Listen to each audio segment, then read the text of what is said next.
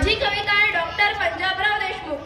विद्येचे आराध्य दैवत डॉक्टर बाबासाहेब आंबेडकर, क्रांतीज्योती सावित्रीबाई फुले व कृषी रत्न डॉक्टर पंजाबराव देशमुख.